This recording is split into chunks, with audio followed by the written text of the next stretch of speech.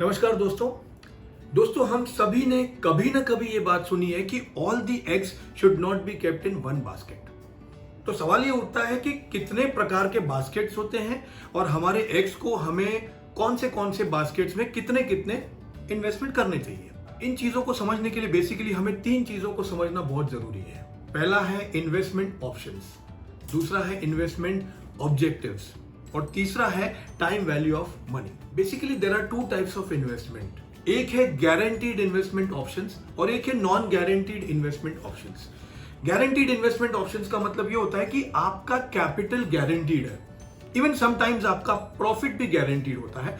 और non guaranteed investment option का मतलब ये है कि वो इन्वेस्टमेंट ऑप्शंस जहां पर आपका कैपिटल भी गारंटीड नहीं है।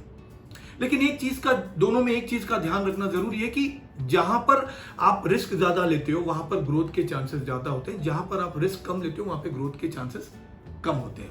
गारंटीड इन्वेस्टमेंट ऑप्शंस के एग्जांपल्स हैं bank fix deposit, saving account, bonds, debentures, post office की इन्वेस्टमेंट, LIC की इन्वेस्टमेंट, PPF की इन्वेस्टमेंट, RBI बॉन्ड्स की इन्वेस्टमेंट एक्सेट्रा एक्सेट्रा। ये सारे आपके गारंटीड इन्वेस्टमेंट ऑप्शंस हैं। लेकिन इसमें भी ये ध्यान रखना जरूरी है कि गारंटी कौन दे रहा है। आपको गवर्नमेंट गारंटी दे रही है या कोई कंपनी गारंटी दे रही है। फॉर एग्जाम्पल डिबेंचर्स में आपको कंपनी गारंटी देती है, तो उसका कितना महत्व है वो आपको जानना जरूरी है। LIC policies, PPF, post office में, RBI बॉन्ड में गवर्नमेंट गारंटी देती है।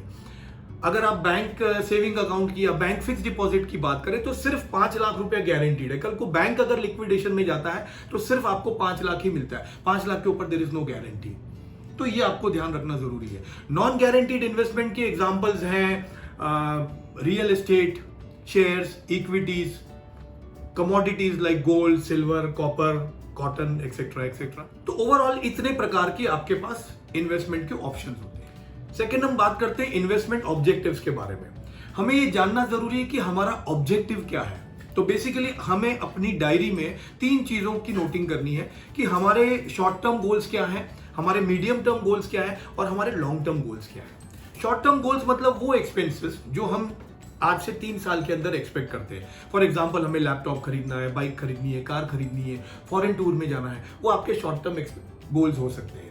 सेकेंड होता है medium term goal. Medium term goal मतलब वो गोल्स जो हमें 3 साल से लेकर के 10 साल तक हम एक्सपेक्ट कर रहे हैं कि ये खर्चे हमें आने वाले हैं। फॉर एग्जाम्पल बच्चों की एजुकेशन हो सकती है, मैरिज हो सकती है, फॉरेन टूर हो सकता है एक्सेट्रा एक्सेट्रा। और उसके बाद में आता है long term goal. Long term goal मतलब जो भी एक्सपेंसेस हम आज से 10 साल के बाद में एक्सपेक्ट कर रहे हैं, जैसे कि हमारे लिए एन्युटी का प्रोविजन करना, रिटायरमेंट प्रोविजन करना, या बच्चों की एजुकेशन करवाना, बच्चों के हायर एजुकेशन के अलावा बच्चों की मैरिज की प्रोविजन करना, ये सब लॉन्ग टर्म गोल्स में आते हैं।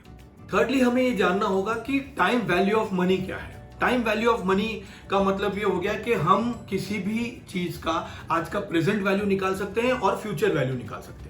फॉर एग्जाम्पल कोई शादी आज 10 लाख रुपए में होती है, तो वही शादी उसी स्टैंडर्ड से अगर करनी है 10 साल के बाद में तो कितने पैसे खर्च होंगे। तो उसके लिए आपको फ्यूचर वैल्यू निकालना होगा।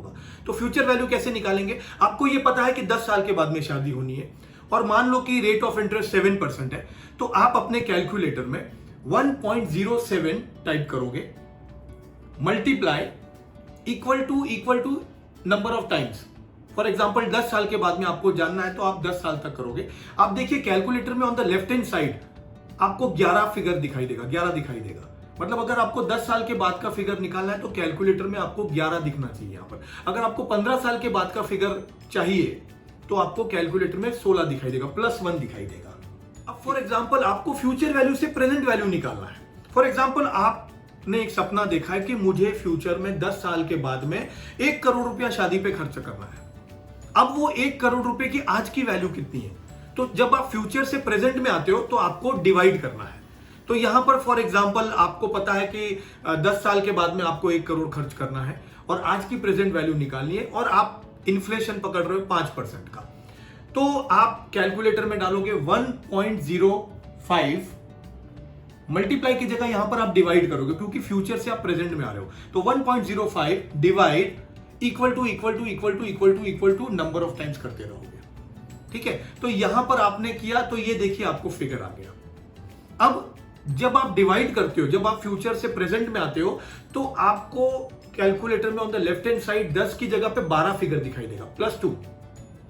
जब आप मल्टीप्लाई करते हो तो कैलकुलेटर में आपको +1 दिखाई देता है। जब आप डिवाइड करते हो, मतलब जब आप फ्यूचर से प्रेजेंट में आते हो, तो कैलकुलेटर में आपको +2 करना है। एक बार हमने इन्वेस्टमेंट ऑप्शन समझ लिए, हमने इन्वेस्टमेंट ऑब्जेक्टिव समझ लिए, टाइम वैल्यू ऑफ मनी समझ लिया, तो उसके बाद में हमें अपने इंश्योरेंस एंड इन्वेस्टमेंट कंसल्टेंट से सलाह मशवरा करना है और हमें उन्हें ये सारी चीजें बतानी है और उसके बाद में उनके साथ में डिस्कशन करके आपको ये डिसाइड करना है कि आपको लॉन्ग टर्म के लिए कहां इन्वेस्टमेंट करना है, शॉर्ट टर्म के लिए कहां करना है और मीडियम टर्म गोल्स के लिए आपको कहां इन्वेस्टमेंट करनी है। Medium term and short term के लिए आप fix deposit, bonds, debentures, equities कहीं भी इन्वेस्टमेंट कर सकते हो। लेकिन अगर आपको लॉन्ग टर्म के लिए इन्वेस्टमेंट करना है, लॉन्ग टर्म के खासकर जो आपके गारंटीड एक्सपेंसेस है, जैसे कि आपकी रिटायरमेंट प्रोविजन है, बच्चों की एजुकेशन या मैरिज, जो आपके गारंटीड खर्चे हैं, उनके लिए आपको गारंटीड इन्वेस्टमेंट में इन्वेस्टमेंट करना चाहिए ताकि वहां पर आपका लॉस होने की चांसेस बहुत कम हो।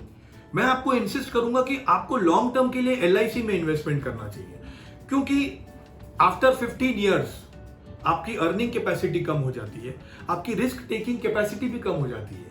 तो ऐसे समय में आपको ऐसी जगह इन्वेस्टमेंट करना चाहिए जहां पर आपको गारंटीड रिटर्न्स मिले, और गारंटीड रिटर्न्स के लिए आपको LIC में ही इन्वेस्टमेंट करना चाहिए। दोस्तों, अगर आपको मेरा ये वीडियो अच्छा लगा हो तो इसे लाइक करें, शेयर करें और इसे सब्सक्राइब जरूर कीजिए। थैंक यू, धन्यवाद।